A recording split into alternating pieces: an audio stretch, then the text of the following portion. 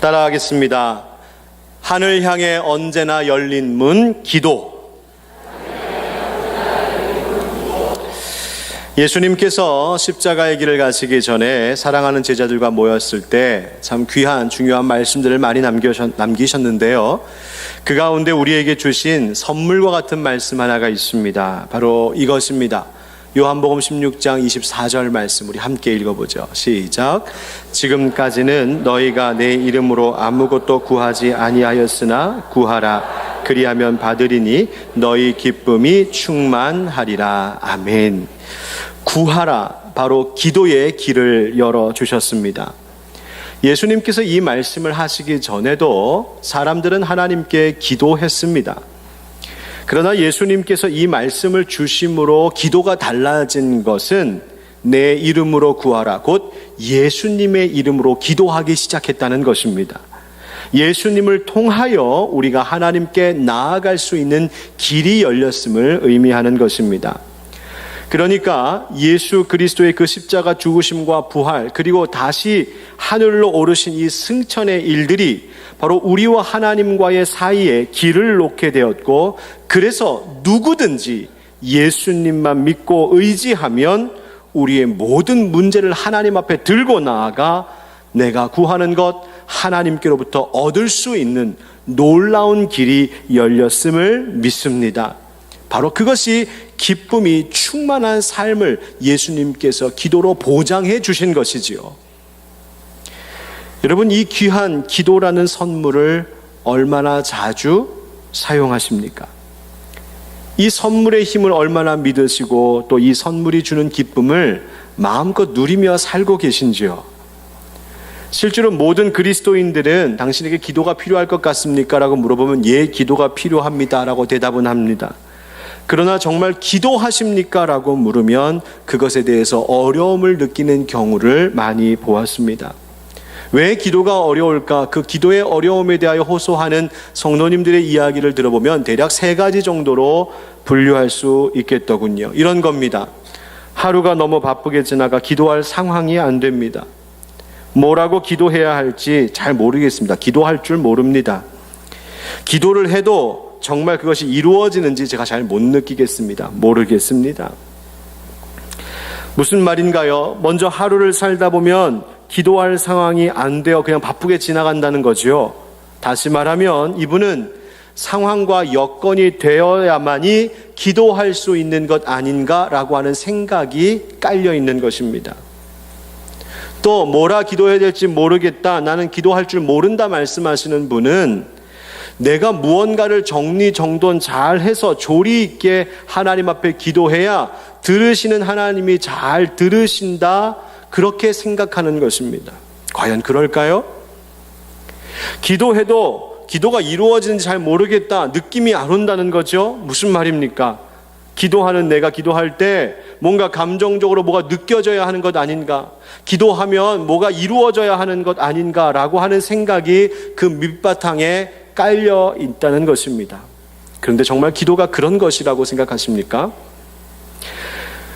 우리의 기도가 정말 어떤 상황과 여건, 형편이 잘 갖추어질 때에만이 기도할 수 있는 것일까요?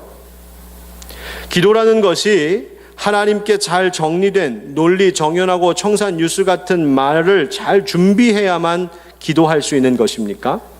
물론 공적인 예배의 자리에서 사람들을 대표해서 하는 기도는 그 특성상 기도하는 그 자리에 함께 있는 다른 사람들을 위하여 어느 정도 잘 정돈된 기도를 그렇게 써서 가지고 나와 기도하는 것이 필요하겠지만, 내가 개인적으로 기도할 때 과연 기도가 본질적으로 잘 만들어진 모양이 있어야만이 하나님 앞에 드려지는, 하나님이 들으시는 그런 기도가 된다고 생각하십니까?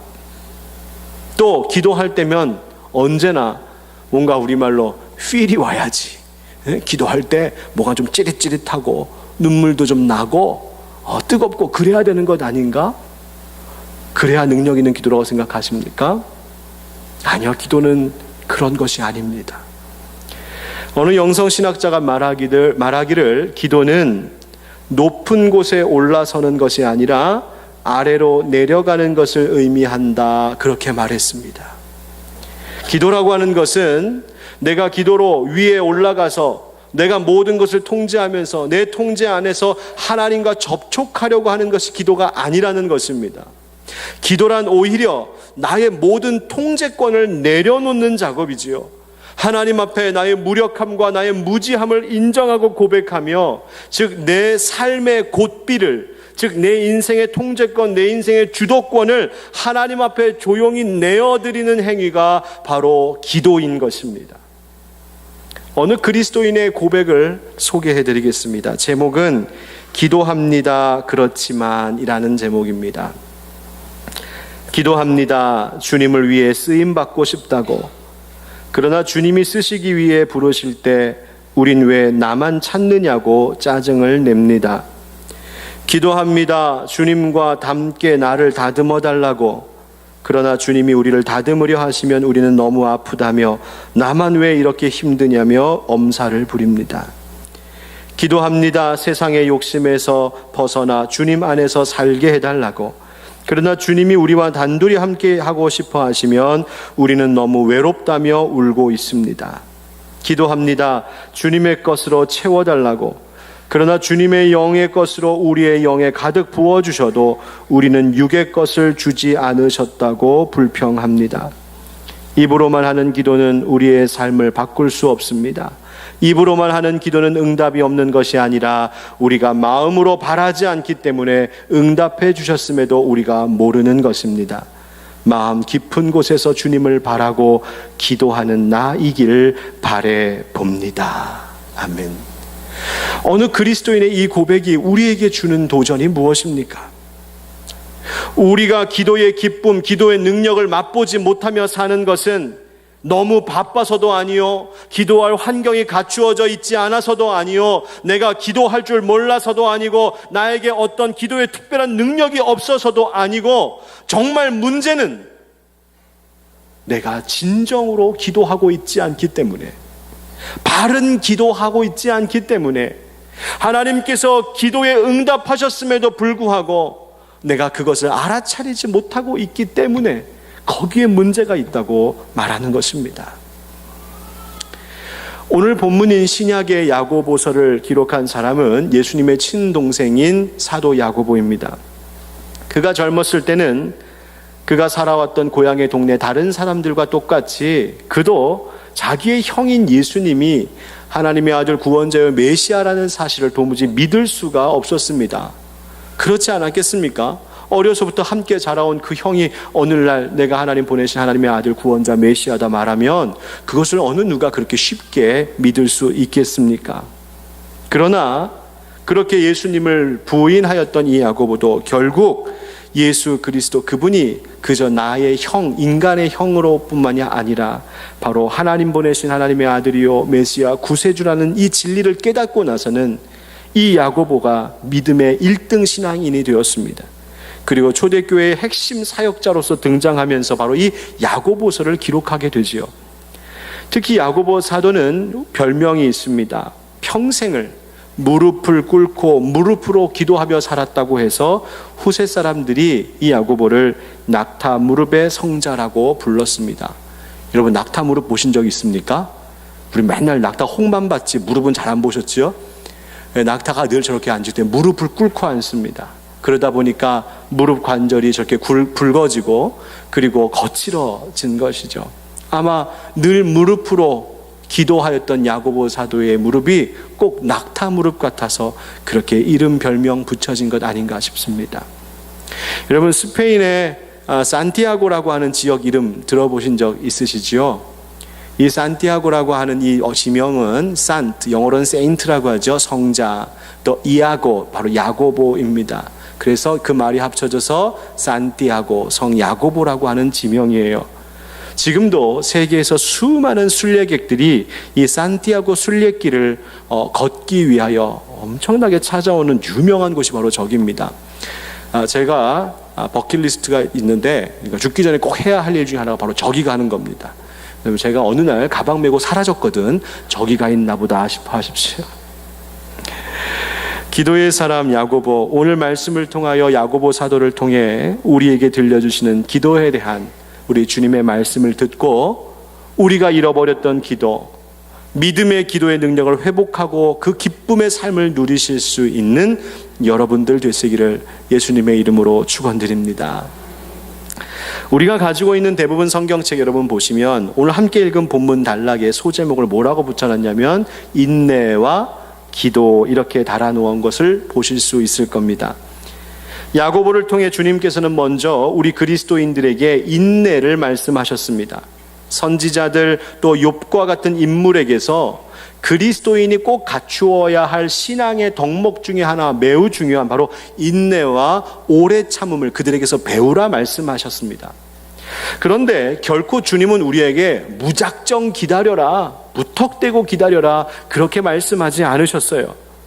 우리에게 크고 신비한 방법으로 그 기다림을 감당할 수 있는, 그리고 그 기다림 가운데 그 어려움을 뚫고 응답을 얻을 수 있는 길을 열어놓으셨으니 바로 그것이 기도입니다.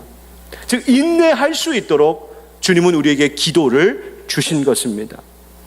그래서 그리스도인들은 어떤 어려운 일을 만났을 때에 아직 믿지 않는 비신자들과는 다른 차원의 삶의 양식, 행동 양식을 가지고 있습니다. 말씀 가운데 먼저 무엇을 하라고 말씀하시냐면 인내와 오래 참음에 대하여서 말씀하시면서 함께 기도할 것을 말씀하시죠. 우리 10절과 그리고 13절을 함께 읽어보도록 하겠습니다. 먼저 10절입니다. 시작. 형제들아 주의 이름으로 말한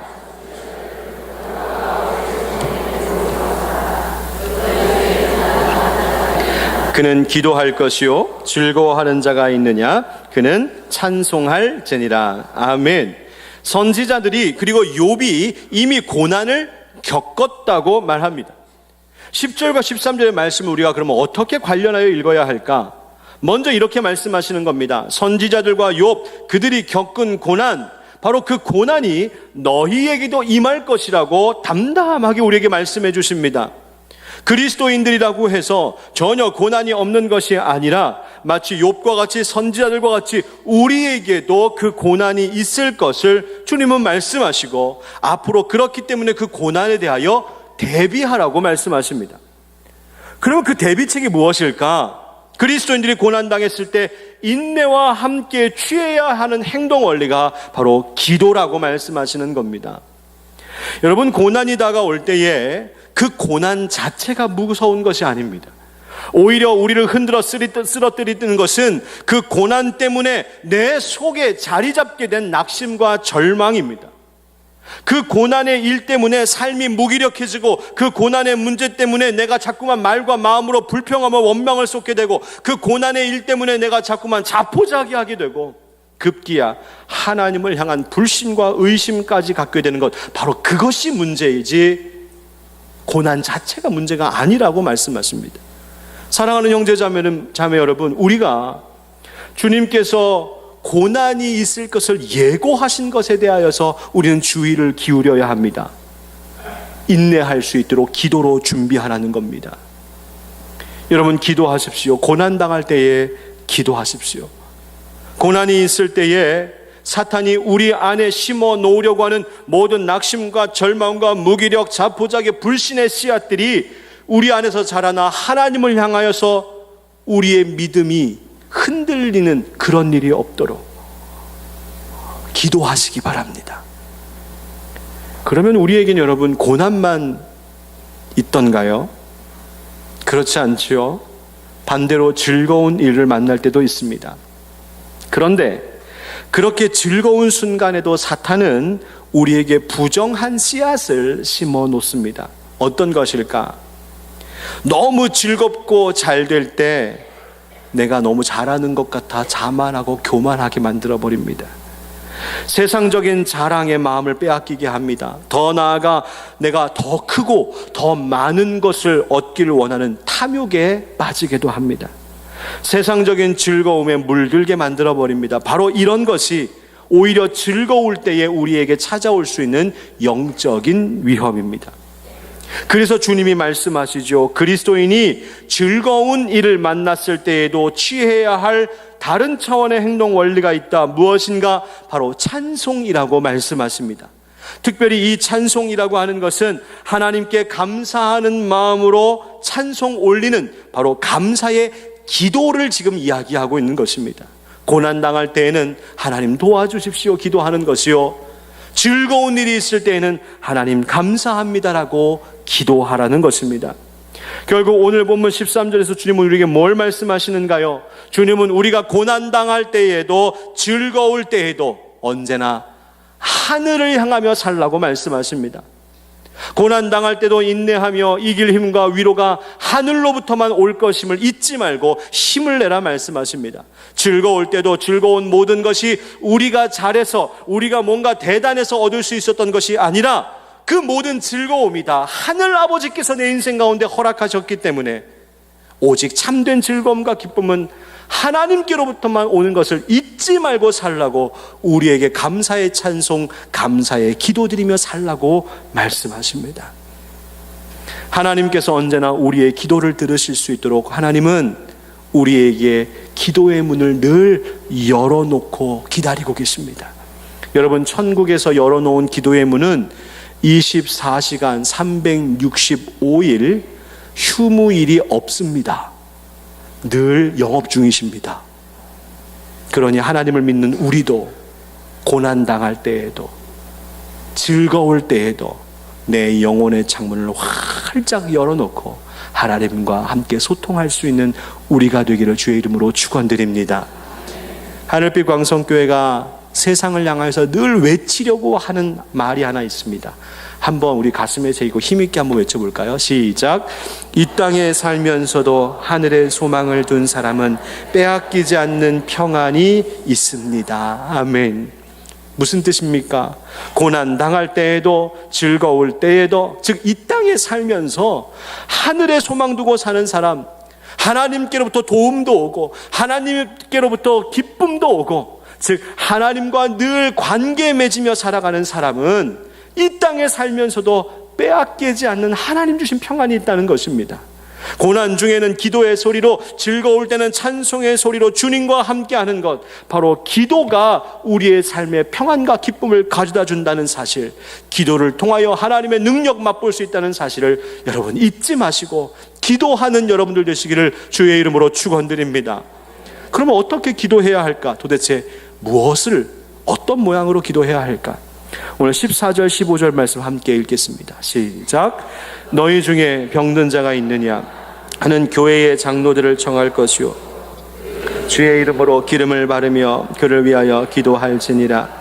믿음의 기도는 병든 자를 구원하리니 주께서 그를 일으키시리라.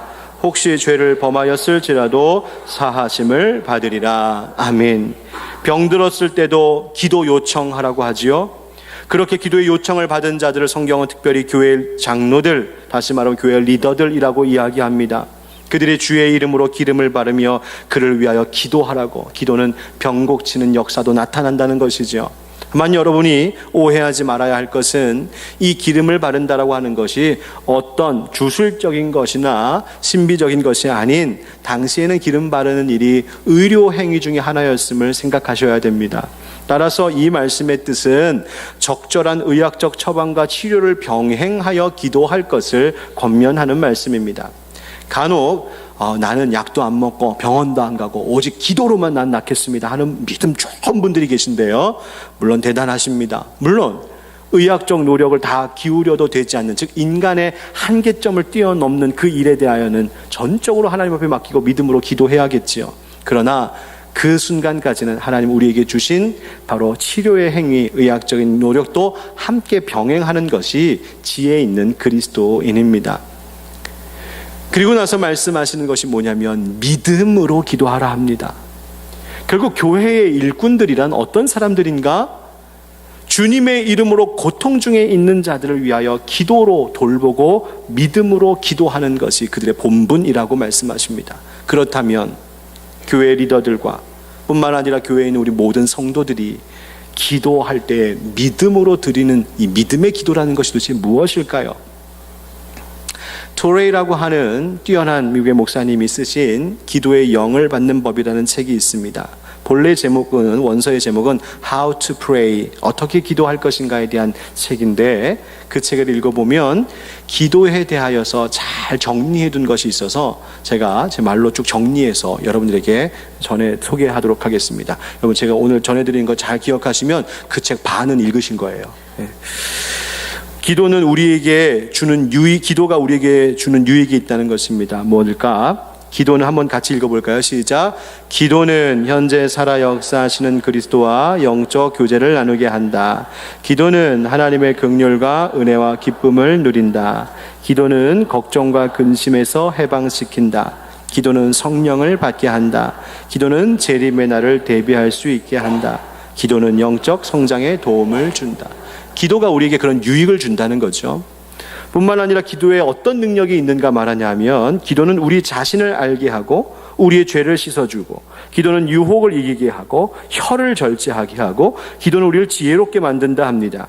또 기도는 말씀의 의미를 깨닫게 하고, 기도는 성령 충만하게 하고, 기도는 그리스도를 닮게 하고, 기도는 충만한 능력을 받게 하고, 기도는 구원을 전달하는 통로가 되며, 또한 기도는 우리의 영적인 부흥의 통로가 된다고 그렇게 말하였습니다.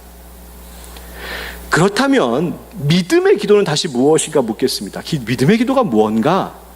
바로 16절에서는 그것을 의인의 간구함이라고 말하는데, 그것은 바로 이 토레이 목사님이 잘 정돈하여 말씀해 주신 것과 같이 믿음의 기도란 바로 그 기도의 유익과 능력이 있음을 믿는 기도입니다. 다시 한번 같이 읽어볼까요? 시작. 믿음의 기도란 기도의 유익과 능력이 있음을 믿는 것입니다. 기도가 그런 힘이 있음을 믿는 겁니다.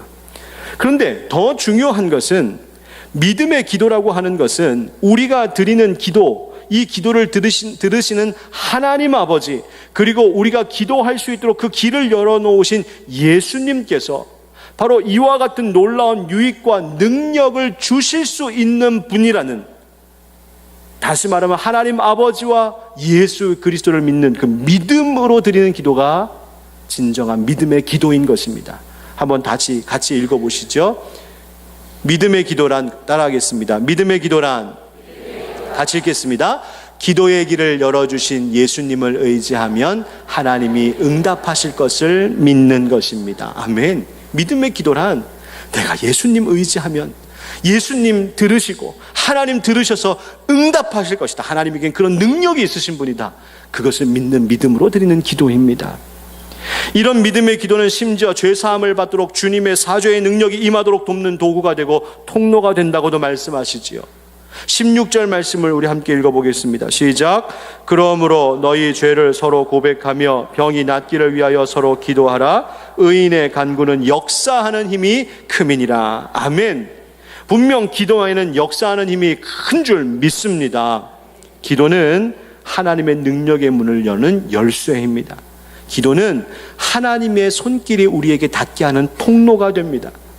따라서 우리는 모든 일에 대하여 기도하면서 주님께 우리의 모든 문제에 맡기는 것 뿐만 아니라 그 문제를 주님의 뜻대로 행할 수 있도록 능력 주시기를 기도해야 합니다. 이렇게 말할 때 우리는 잠시 고민에 빠져요. 의인의 간구라고 할 때 과연 나는 의인인가? 나는 과연 믿음으로 기도하고 있는 건가? 하나님 앞에 맡기며 기도하라고 하는데 도대체 맡기며 기도한다는 게 뭘까? 그저 하나님 앞에 모든 걸 맡기고 난 아무것도 안 해도 되는 건가? 아니면 구하라고 하셨으니까 내가 부르짖으면서 간절히 구해야 되는가? 그냥 하나님 다 알아서 하실 텐데 하나님 알아서 하시죠. 그리고 나는 그냥 뒤돌아 서 있으면 되는 걸까? 종교개혁자 마틴 루터에게 그의 친구이자 조력자인 미코니우스라고 하는 인물이 있었습니다. 루터가 1540년, 그가 이제 나이가 많이 들었을 때 그의 친구 이 미코니우스도 병에 들었습니다. 얼마나 병이 중했는지 그때에 말하는 능력도 잃어버리고 이제 자기는 곧 죽을 거다라고 그렇게 생각을 했습니다. 그래서 그동안 함께 사랑하고 동역해왔던 루터에게 이별의 편지를 썼습니다. 그동안 너무 고마웠습니다. 너무나 행복했습니다. 저는 이제 하나님 품으로 가야 할 것 같습니다. 이렇게 이별의 편지를 보냈어요. 그런데 이 편지를 받은 루터가 친구 미코니우스에게 답장을 보냈습니다. 강력한 어조로 이렇게 썼습니다. 주님의 이름으로 명하노니 죽지 말고 사세요. 여러분들 병원 신방 가시면, 병문안 가시면 이렇게 하셔야 돼요. 죽지 말고 사세요. 교회 개혁을 위해서 내게는 아직도 그대의 힘이 필요하기 때문입니다. 결코 주님은 그대가 죽었다고 말씀하지 않으실 것이며 그대가 나보다 오래 살게 하실 것입니다. 나는 이를 위해 기도하고 있고 이것이 내 뜻이며 이러한 내 뜻은 이루어질 것입니다. 여러분, 뭔가 좀 이상하지 않습니까? 내 뜻을 위해 기도해야 돼요? 주님의 뜻을 위해 기도해야 돼요? 그런데 루터가 지금 뭐예요?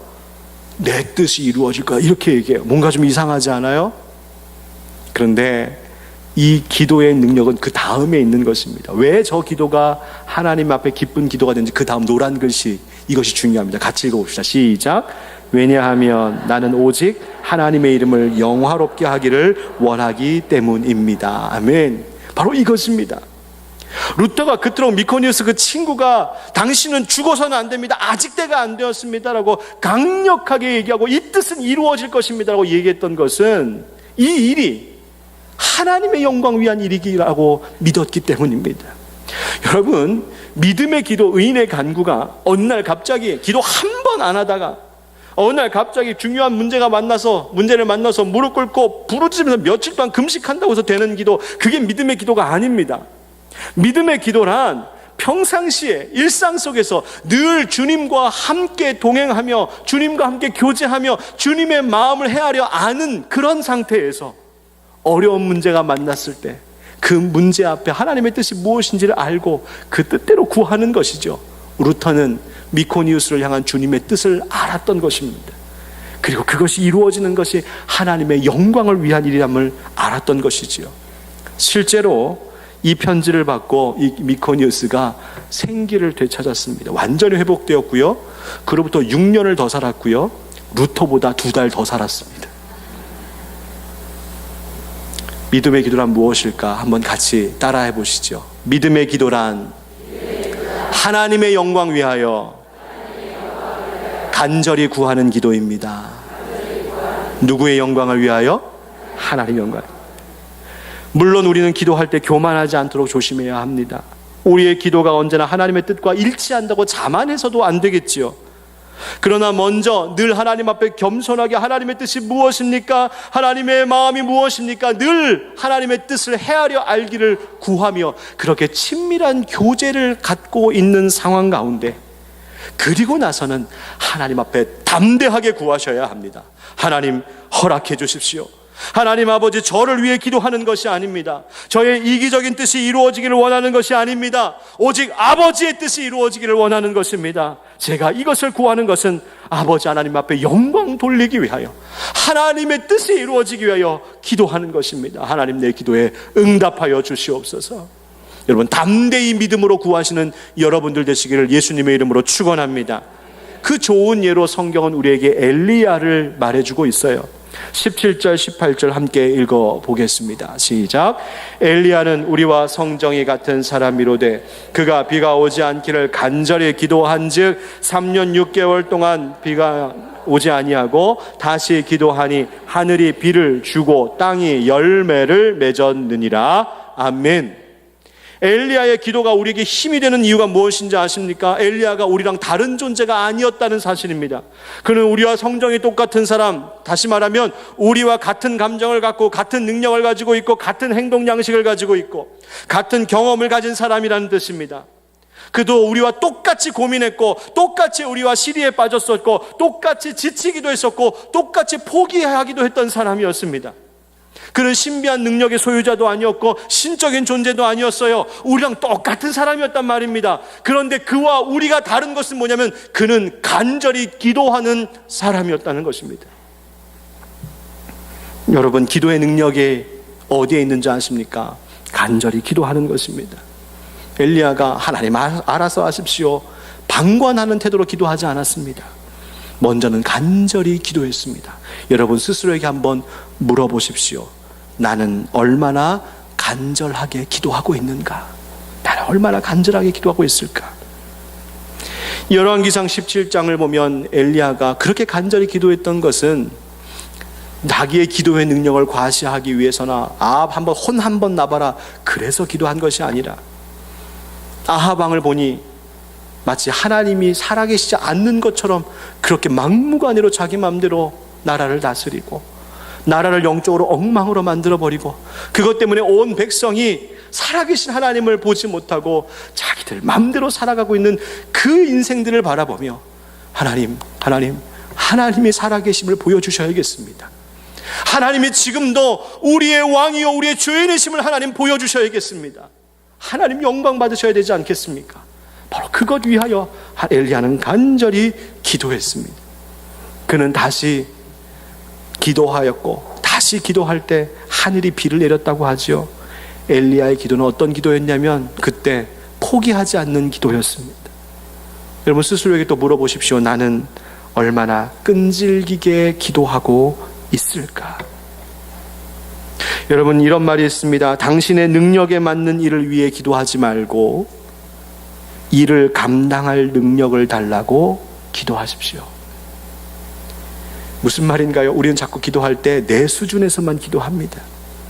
내가 요만큼 할 수 있으니까 요만큼만 기도하고 내가 지금 눈에 보이는 당장의 것 요만큼만 보이니까 그것만 위해서 기도하고 그러나 여러분 믿음의 기도자들 되시길 주의 이름으로 축원합니다. 내 능력 때문에 기도하는 것 아니라 하나님의 능력 붙들고 기도하는 것이니 크고 담대하게 구하십시오. 내가 지금 당장의 문제만을 위한 것이 아니라 앞으로 미래를 위하여서 기도하십시오. 제가 여러분이 새벽 강단에서 엎드려 기도할 때마다 구하는 것 중에 중요한 하나는 뭐냐면 하나님 10년 후 이 교회 다음 세대들 하나님 축복해 주십시오. 여러분 제가 10년 후에 이 교회 여전히 담임일지 아닐지는 아무도 모르는 일입니다. 그러나 하나님 이 교회의 미래를 주님 붙잡아 주십시오. 하나님의 영광 위해서 기도하고 있습니다. 여러분 기도의 승리자들 되시길 주의 이름으로 축원합니다. 엘리야의 기도를 통해 하늘이 비를 주셨고 기도를 통해 땅이 열매를 맺었던 것처럼 여러분의 기도를 통해 나의 기도를 통해 하늘이 은혜의 비를 내릴 것이고 우리의 기도를 통해 가정과 교회와 이 나라의 귀한 생명의 열매가 맺히도록 하는 하나님의 역사가 기도하는 여러분들을 통하여 나타나게 될 줄 믿습니다. 우리 함께 찬양하며 기도를 다짐하도록 하겠습니다. 우리 함께 기도에 함께 찬양할까요?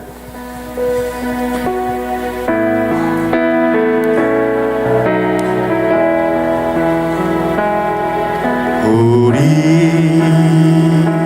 함께 기도해 주 앞에 나와 무릎 꿇고 긍휼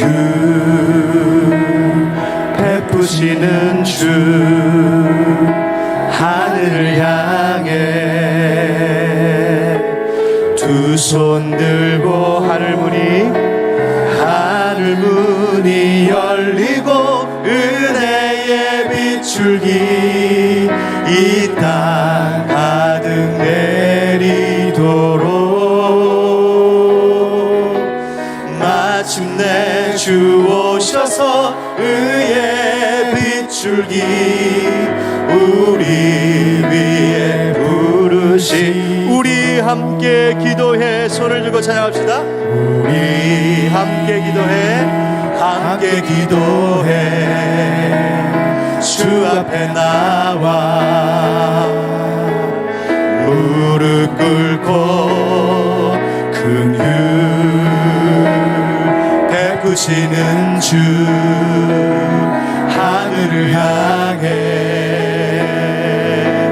두 손 들고 하늘 문이 열리고 은혜의 빗줄기 이 땅 가득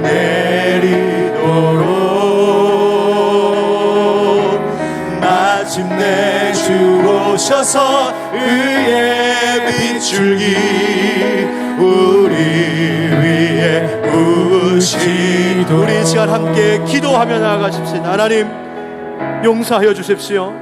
제가 기도하는 것을 멈췄었습니다. 기도하면서도 의심했었습니다. 기도에 간절함이 없었습니다. 기도에 끈질김이 없었습니다. 하나님 이 시간 기도하겠습니다. 믿음의 기도자들이 되겠습니다. 바로 의인의 간구가 나의 기도가 되기를 원합니다. 하나님 믿음으로, 믿음의 능력으로 기도하기를 원합니다. 기도에 그런 유익함이 있는 줄 믿게 하시고, 기도를 들으시는 하나님이 응답하실 것을 믿게 하시고, 기도를 통하여 하나님의 영광 위하여 쓰임받기를 원하는 기도의 승리자들이 되게 하여 주시옵소서. 아버지, 기도의 자리를 찾기를 원합니다. 하나님, 새벽 기도회를 찾기를 원하고, 금요 기도회를 찾기를 원하고, 수요 예배를 찾기를 원하고, 하나님 개인적으로 골방에 들어가서 기도하기를 원하고, 운전을 할 때도 기도하고, 하나님 설거지를 할 때도 기도하고, 내가 생활할 때의 모든 순간순간마다 하나님 기도하는 자가 되겠습니다. 이 시간 여러분, 기도의 결단을 하나님 앞에 올려드리며 함께 간절한 마음으로 주님 부르며 기도 드리겠습니다.